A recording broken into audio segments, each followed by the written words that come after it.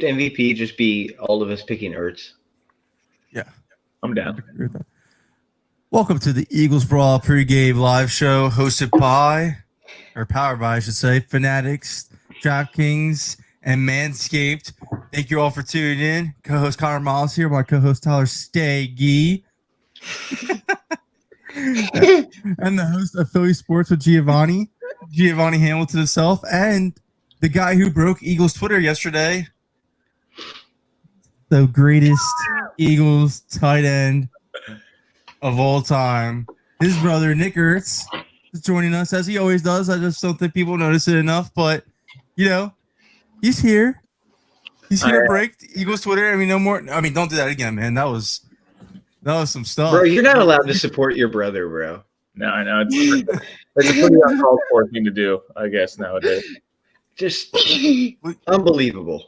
Just never do that again. Like, never go on there and support your brother ever again. Like, Nick, now you have the time. Now you have the floor. I know you meant that in a different pretense, so why don't you just tell everybody, like, hey, this is what I meant, like, because people are watching and curious now. I mean, I'll give you a 60-second viewpoint from from the family's point of view. There's always a little bias mixed in. I mean, that's just a fact. Like, we're always going to be more sensitive to Zach than other people are going to be. But here's how I look at it. The Eagles fans, if you guys appreciate him, that was my apologies. It was never pointed at that. It was kind of it's somewhat Eagles fans the past two off seasons saying, oh, well, we could trade him for this. And, you know, I think it got lost on people that a tight end leading a team 4 years in a row in all the important receiving categories is not heard of. Like, people don't understand. It doesn't happen for a reason. Like, they're so hard. It's just so difficult to find. And my last thing that I think this might be maybe just push towards, like, again, this stuff doesn't come from Zach. This is just my own mind, like, thinking about the way things have happened. The guy, like, one of the most loved, rightfully so, Eagles ever is Brent Selleck. And Zach has to work to finally take over. 5th year, Foley takes over, Pro Bowl, very, 95, 96 yards against the Vikings, and then NFC Championship, go to the Super Bowl. We all know what happened there, especially with the 4th down and the last touchdown catch.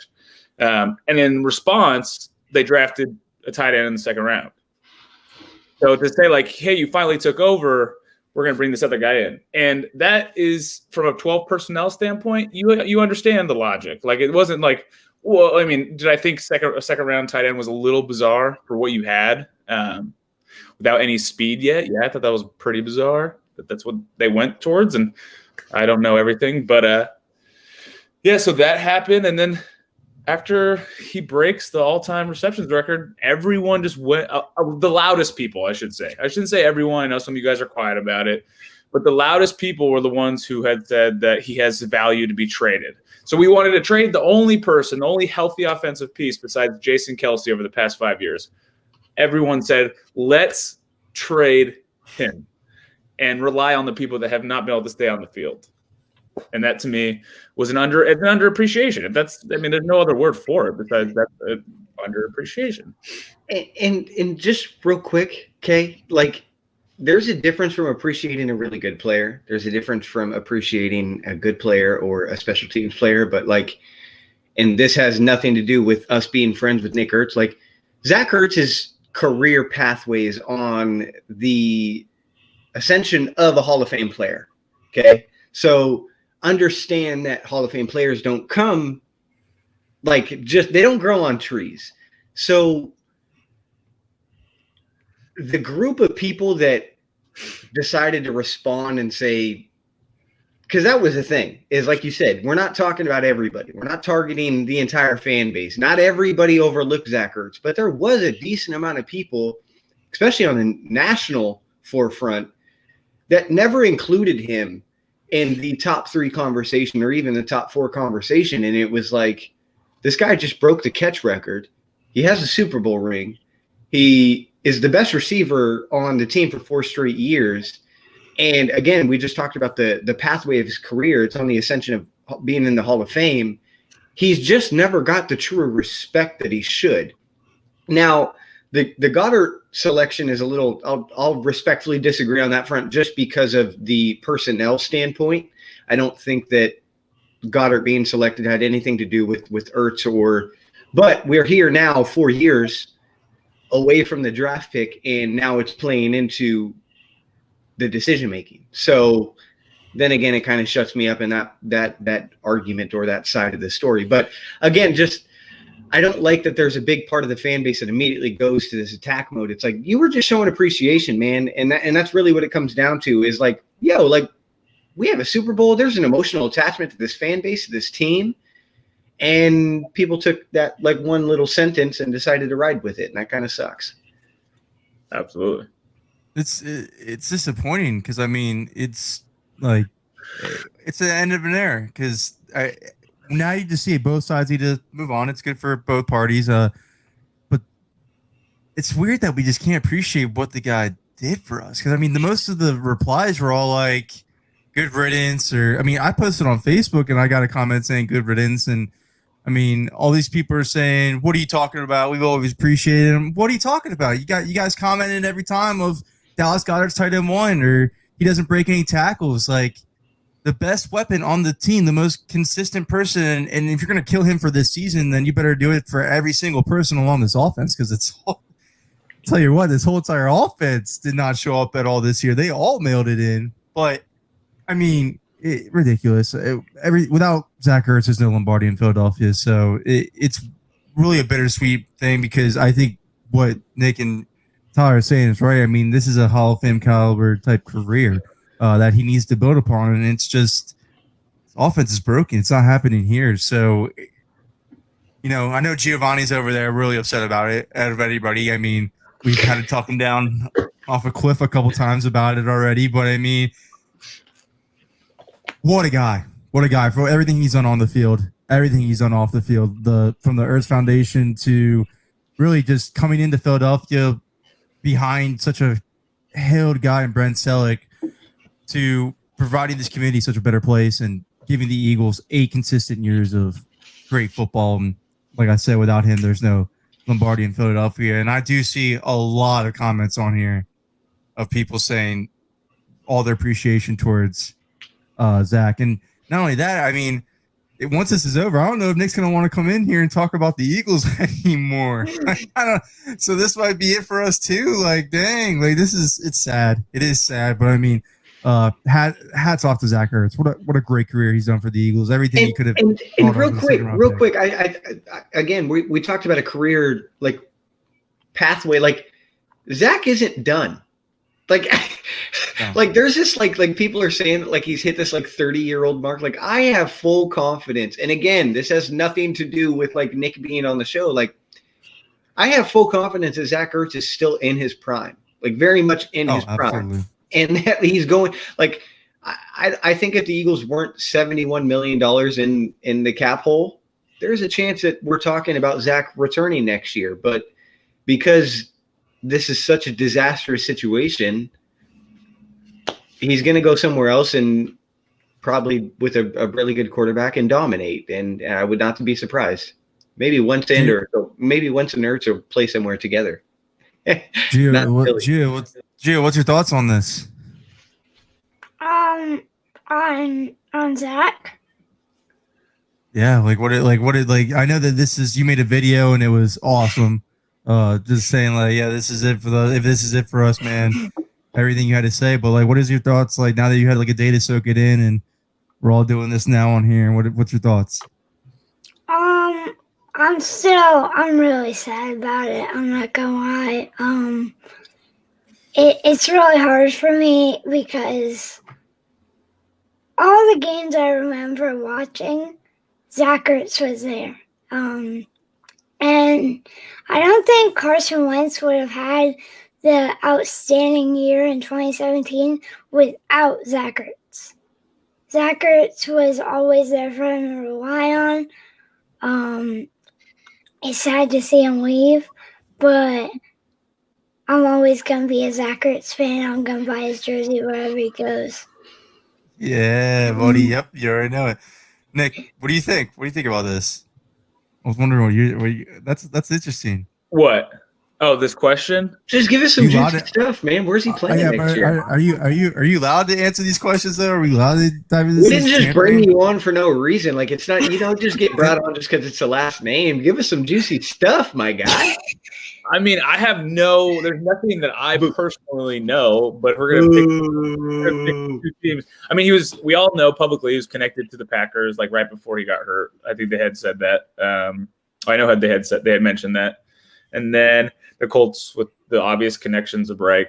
And Reich loves his tight ends. I mean, I'm sure he's dying to have like a true number one, or not a true number one tight end, but a true top 8 tight end on his, I think he wants something in the top half of the league on his team instead of rotating 3 to 4 different tight ends every game like he has. But I don't know. The Packers and the Colts have got to be two of the most intriguing in the most positive way in terms of like how long will Aaron Rodgers still be there for? And then with the Colts, it's like you have Phillip Rivers as your quarterback, and they still look as dominant as ever when their run game is like when their offensive line is together. I've never seen a run game offensive line like that move 350-pound men like 5 feet, and Jonathan Taylor and Naheem Hines is on the second level in like a split second. Like it's just so obvious. So this man is over here watching Colts film already. Jesus, man. Yeah, we might as well pack Carson's and Zach's bags for them. They're headed to Indianapolis. Have fun, Frank. Let's talk about something that he just said, by the way. Let's talk about He's talking about their running back rotation. Yeah, He's talking about their offensive line. I'm like, man, this guy is diving into it. Everybody talks about. So let's talk about like the elephant in the room that everybody wants to talk about, right? So the report came out, Doug Stain, and you just hit like what makes Indy so successful since Reich has been there is he's been stubborn with the run game.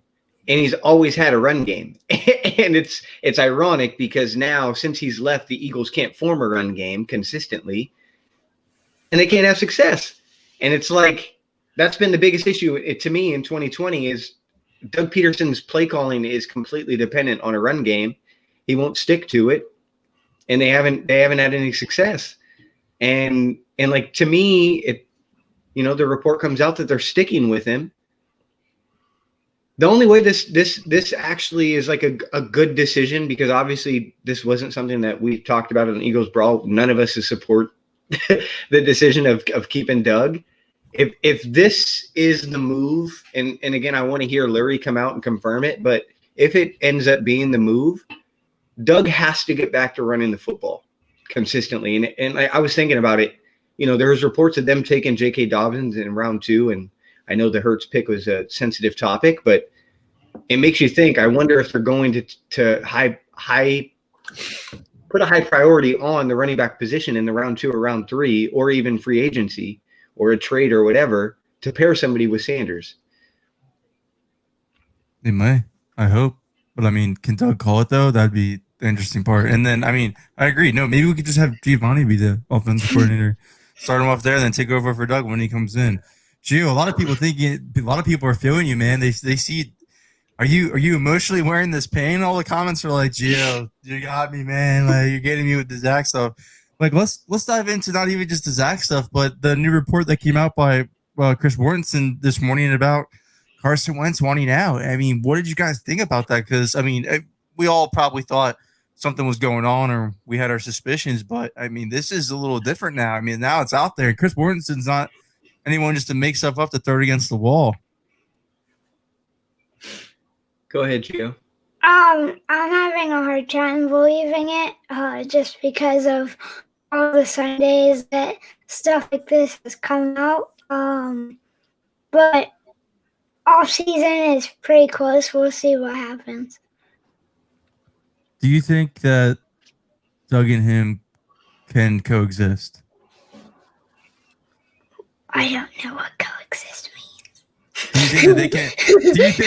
Do you think that they can? Do you think that they can be on the same team together? Do you think Doug could be the head coach and Carson could be the starting quarterback? It depends. This guy just whispered, like no one else could hear him. Like we were like, if he's talked a little quieter, only us three could actually hear it. I don't know why I did that. I think if Doug,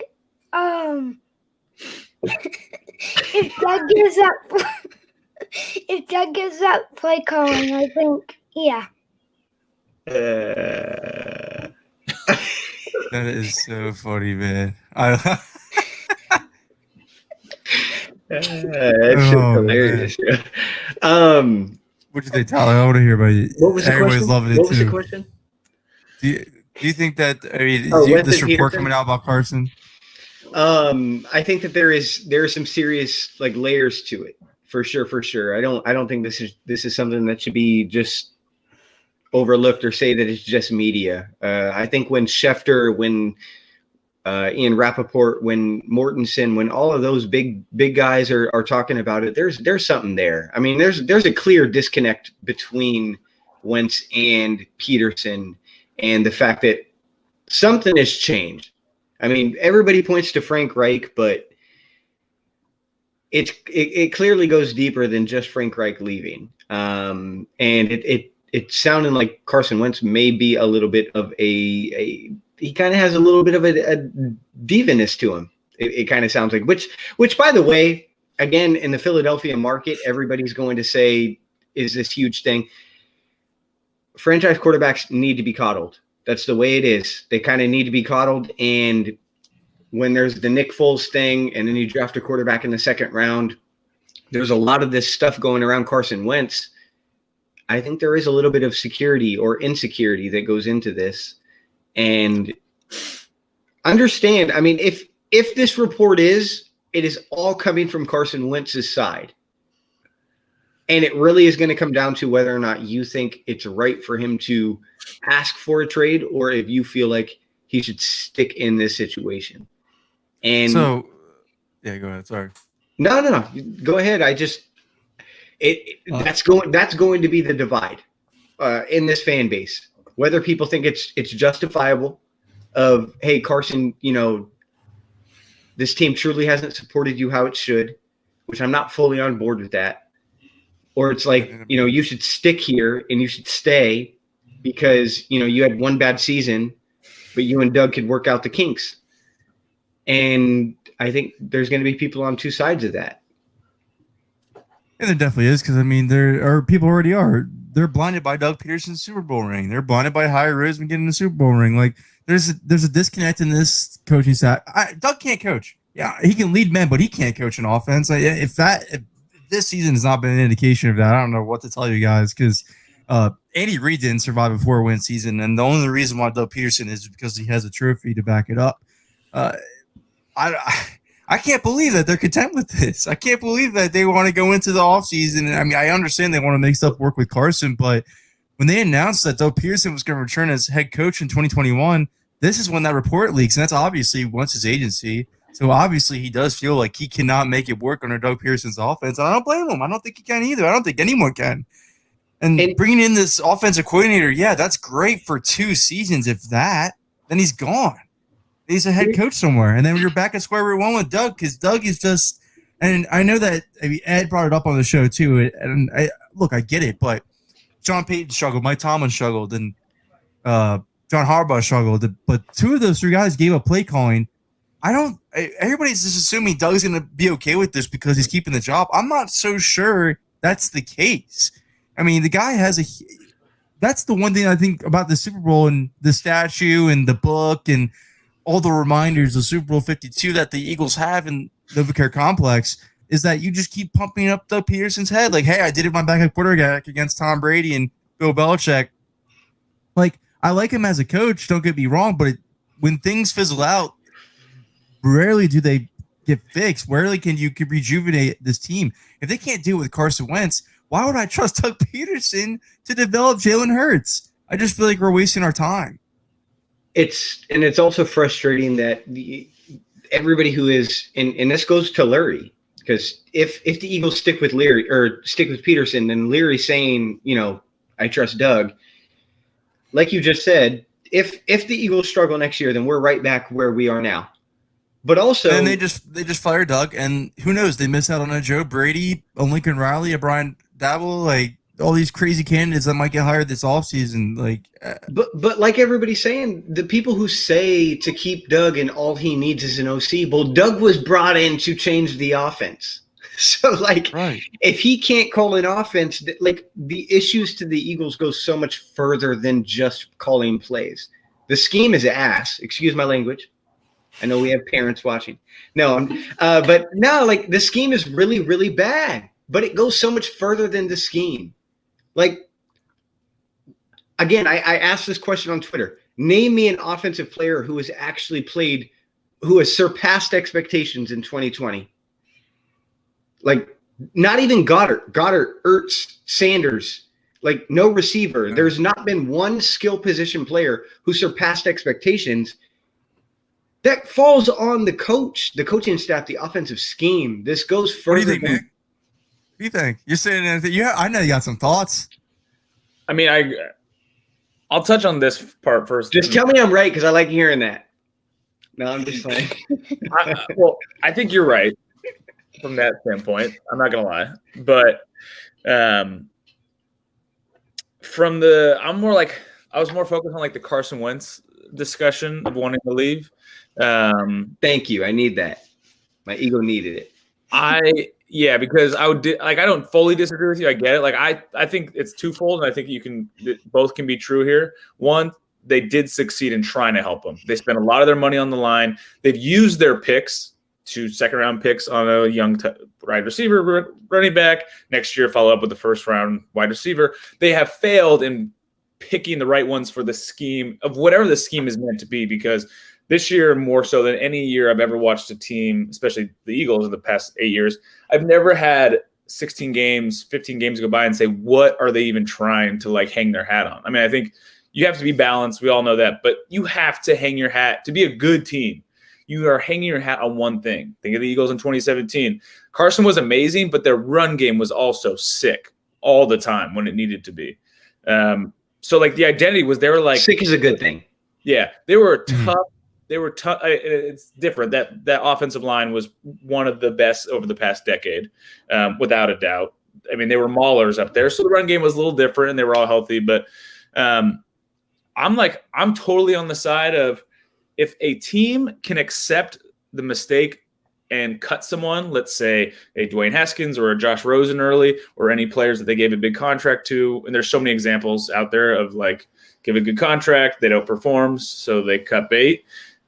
It can go both ways. The player should not be dogged on for, quote unquote, being a diva or being a quitter, because the team quit on you. So you should be, if you want to explore a trade, you should totally be able to do that. Like, I think the people making it sound like he's a diva is, like, to me, it's just it's short-sighted. And you have to understand, like, I have a closer look. The player's mindset is not to, like, they're not quitters. They didn't get to the NFL by not being the most competitive MFers. Alpha males, bro. Yeah, they're like these guys are the peak of athletes. Like, they literally get beat up on a Sunday for a living. Like, yeah, they get paid a nice living, but they're all human beings too. They want to be wanted. I think Shannon, Gio's mom, just said that. Like, everyone wants to be wanted, and they proved to him that he might not be, like, their best option. And, like, everyone's like, just fight for it. It's like, guys, like, the NFL is such a short career for some people. And he probably feels blessed that he's still able to play after what he's gone through. His knee was, like,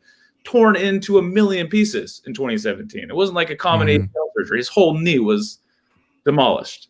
So, like, it's not a lifetime job. If you're out of the league by 35, like, you want every year to be important. Same thing with Zach this year. Like, yeah, a lot of the numbers, he was injured for a lot of it, but even when he was playing, nothing stood out. I think we've realized that a lot of players couldn't do much, and when your quarterbacks are first and second, the least accurate in the league, that's pretty brutal to have. And I think that still goes more towards the scheme, because they're not that bad of throwers. There's something else there. But yeah, the player empowerment for me, like, I don't care. These are billionaire businesses that they seek, and I get it. But if a player wants to get out, then he should be able to get out. Like, yeah, should he maybe cut down his contract a little bit to help the process if he wants to leave? Yeah, because he shouldn't put them in a horrible position. It wasn't just the Eagles who screwed up. I want to talk. You just made a good point, or a segue. Sorry, Connor. Go ahead. No, I was shouting out to Meanie. Oh, You always look good, Meanie. Big guy, for real. No, you just hit on it, Nick. I have a question for everybody. I mean, so I've seen people start to question the Wentz contract. Like, to me, it was a no-brainer. It was a no-brainer in the situation. It was a no-brainer like when the time was. There was never a hesitant, like, and we as a fan base, or even, I mean, everybody now, and not just the Eagles fans, but everybody's like, well, look at like how the Cowboys handled the Dak QB contract situation. How could we sit here and criticize the contract given to Wentz at the time being?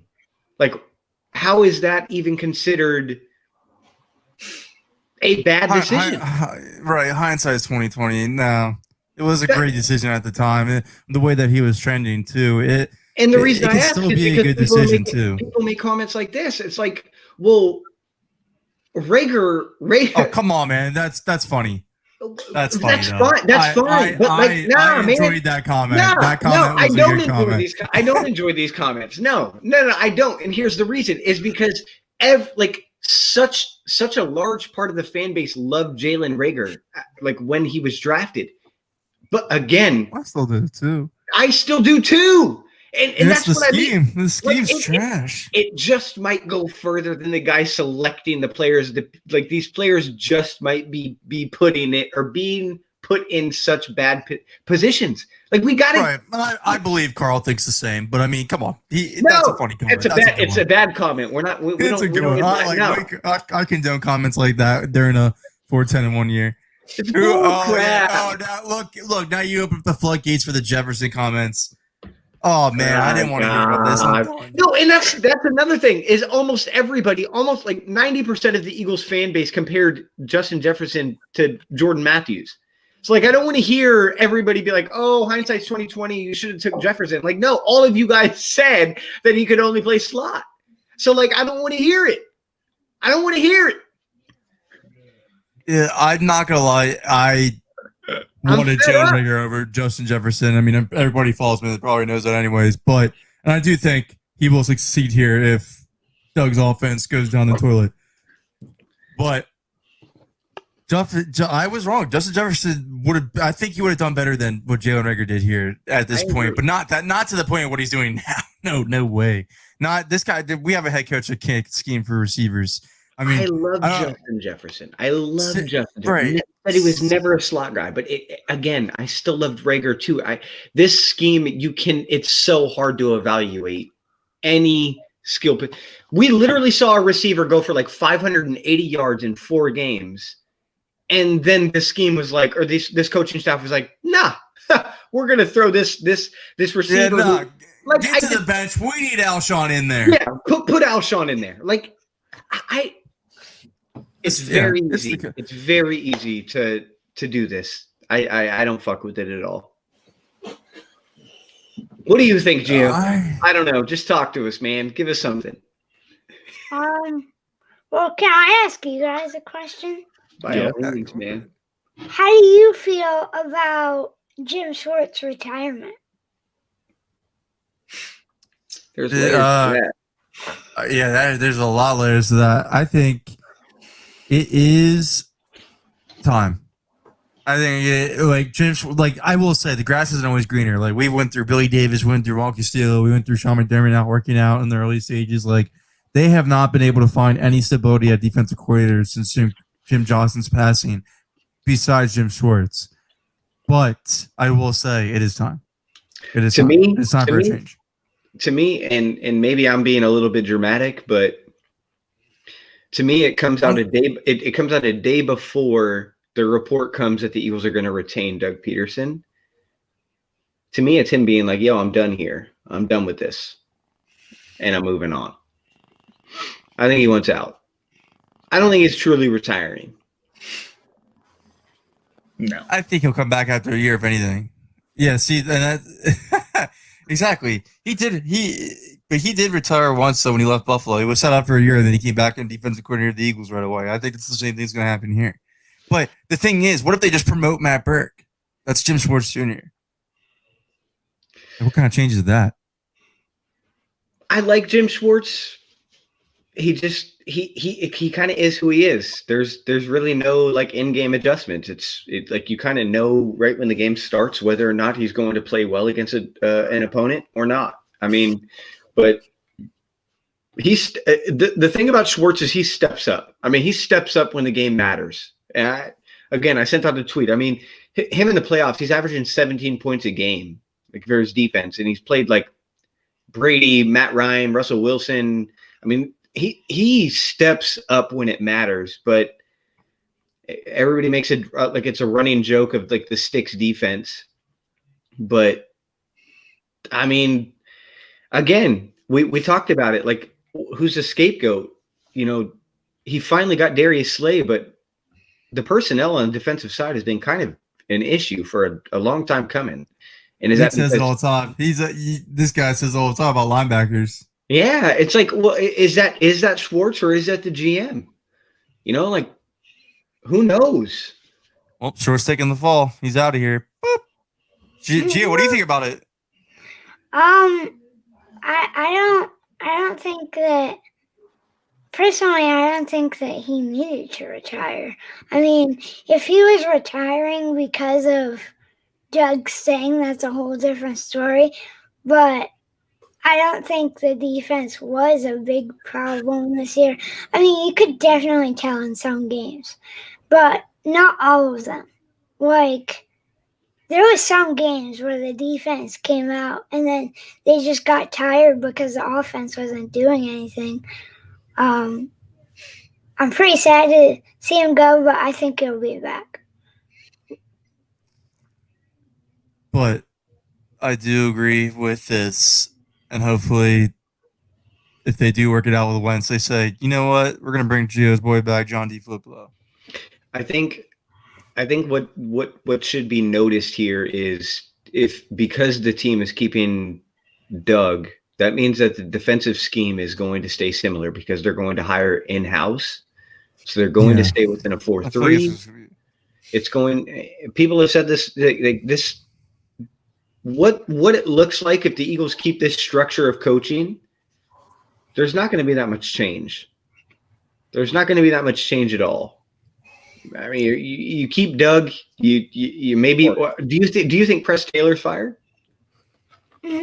Oh yeah, they have to change the whole entire offensive staff. I don't know the whole entire offensive staff, but they need to change a lot of it, including whatever has to do with the passing game.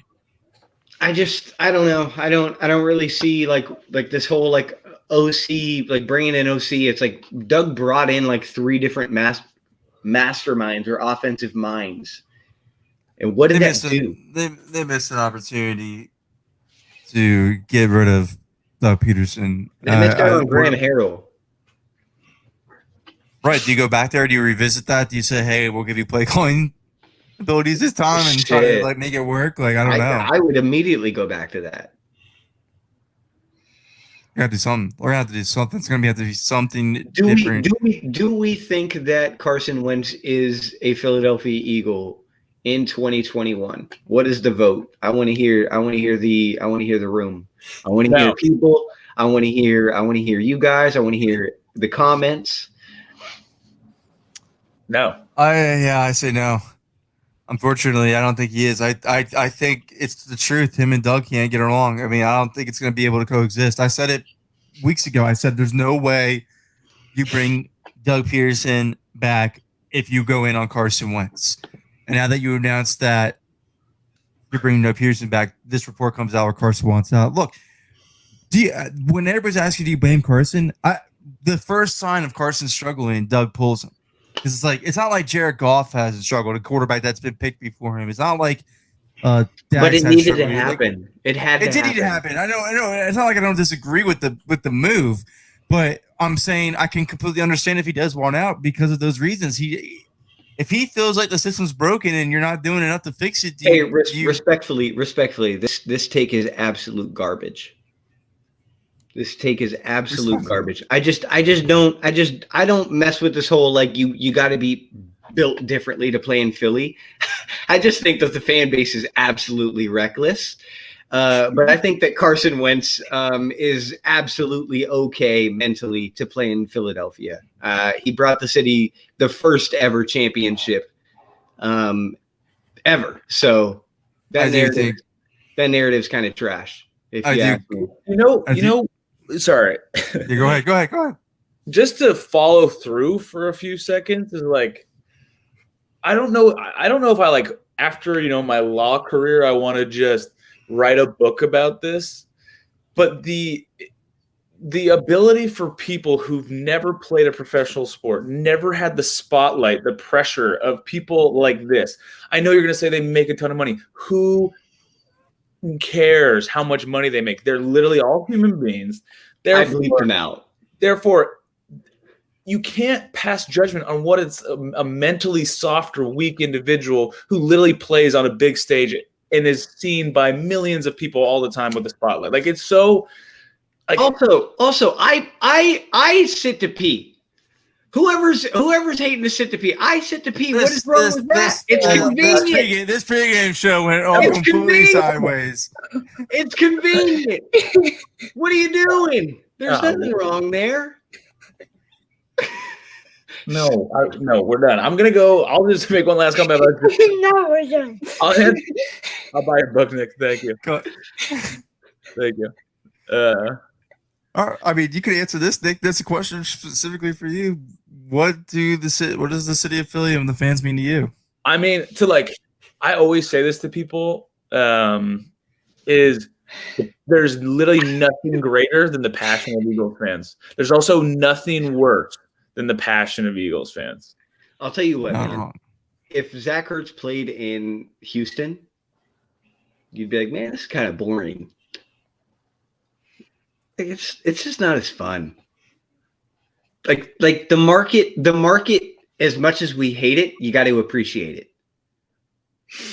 Understand that. Again, that's why I said the passion is amazing, but it's like, I hear you. It's so bipolar the way I personally would not be able to live if my sibling played in the market of Philly. I would not be able to be in your position. And this guy's basking in it. He's going to Temple Hall right now. Like, he's living the dream up there in Philly while his brother gets all the heat from Eagles fans. Is I love the city more than I like it hasn't distracted me from the fact that I actually love the city alone. Like, I do think it's a very widely undervalued for many reasons, a city.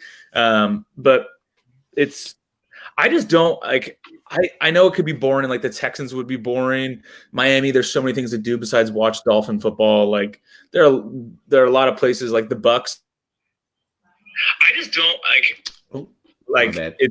it wouldn't be as exciting. But man, you see some of this stuff. I don't know. I don't know. The social media part bugs me. It's just everyone having to share their opinion and to be rude on purpose is why? I don't know. It's just your people are so negative and don't understand how much that probably affects their own life. Well, they're also harassing someone else negatively. It's like a double-edged sword that you've just put yourself and someone else in for no reason. I don't know if it's Philly or where it is, but I just don't it's not a surprise to me that young guys leave this team and play pretty well. Nelson Aguilar looks actually very good. He might not get the ball as much, but I think he set a record. I mean, anybody following the content could have told you that. Well, yeah, it's I don't know. We love Nelson here. Did you see Nelson's catch? Yeah, I saw his Nelson catch. I saw the Nelson catch. It was such a Nelson catch too. I was like, this guy looks the same every time he catches a long ball. Same position, always coming a little bit. Yeah, it's great. All right, man. So let's get it. Are we all going to use the same Manscaped MVP tonight? Or are we all just going to go? Good. My Manscaped MVPs are going to be 86, brother, obviously, and Kelsey. Because if this is it for Jason Kelsey, man, one hell of a ride. One hell of a ride. That both incredible franchise cornerstone players that without them there wouldn't be a Lombardi in Philadelphia. I'm incredibly appreciative of both, and especially the unfortunate thing about Zach leaving, potentially leaving, most likely leaving, is the fact that he's not going to break Harold Carmichael's record because he does deserve that. That was why I was looking forward to that this year. I know that's what we all talked about when we all started first meeting in the beginning of the year. We all thought it was going to happen. It's not, but I mean, most receptions against the Dallas Cowboys for the Eagles players. So, I mean, that's pretty big. I'll take that for sure. But man, really one hell of a ride. Like absolutely amazing. I'll never forget him, and I'll be always appreciative of Zach Ertz. And for all those out there that always say, you don't miss tackles, you don't do enough. He did more than enough, and the offense ran through Zach Ertz. And now that they don't know how to run through Zach Ertz, they don't know how to operate as an offense. So we're gonna miss him. Definitely gonna miss that production, the consistency, and really Carson Wentz's number one target throughout his whole entire career here with the Eagles, and multiple other quarterbacks: Nick Foles, Mark Sanchez, Sam Bradford. The list. They're not taking a quarterback with the sixth sixth pick. They're not taking a quarterback in the first round. Eliminate it. Sorry. Shut up. Yeah. Sorry. What a brilliant Eagles career. Wherever he goes, he has enough fans here. Even if not all Eagles fans want to cheer him on anymore. Still got us. Zach is the man. Nick is. Yeah. Yeah, see, look, we all love. Thank you for coming on, brother. Of course, it was a pleasure this year getting to know you guys. It was because this is everybody. Just so you all know, everybody in the comments, is this going to probably be Nick's last hurrah with us since everything's coming to an end. All our hearts are breaking in front of us right now. Look at Giovanni. Giovanni can barely hold his stuff together. Gio, the good thing is we're always going to be together now. Like now you got us all attached to your hip, so you don't have to worry about that. Thank you guys for everything. Thank you guys all for this season. It's been a blast. Our first year doing Eagles Brawl. This podcast has been amazing. The feedback from all of you has been amazing. The views each and every time. We love it. Giovanni is here to stay, everybody. He is always going to be on the pregame shows. He brings the hype to the Eagles in the morning. I know that, Gio, you wanted to say something about the podcast and let everybody know that Philly Sports with Giovanni isn't going anywhere, right? Yeah, I'm not going anywhere. Next week, I'm going to start covering all the playoff teams. And then Phil's season is coming up, so I'm going to be covering the Phillies. Yeah, we got a lot ahead. We got a lot. So we got the offseason, obviously, to cover with the Eagles Brawl. There's going to be a ton of news if you guys haven't already been privy to that. Quarterback change, head coaching change, all that stuff. We're not going anywhere. We're going to be still deliver you the content at a rapid pace that we have been doing. Tyler and I are ready to rock, and we love 86, baby. Let's go. Let's go. Let's rock. Zach Ertz, greatest Eagles tight end ever. Absolutely. Oh, greatest tight end ever. Wow, that is nice. I like that. Let's go. Sorry, Tony Gonzalez. It's bad that I'm not even going to go into how I feel about that. That would just be mean. All right, guys. Thanks for tuning in. We'll have the Meaniesburg recap on Monday, and then we'll start figuring out what we're going to do for live shows because we got to get you guys all this Eagles on content. Appreciate you, Damon. Eagles Brawl is the best. Let's go. Go Birds. Go Birds, guys.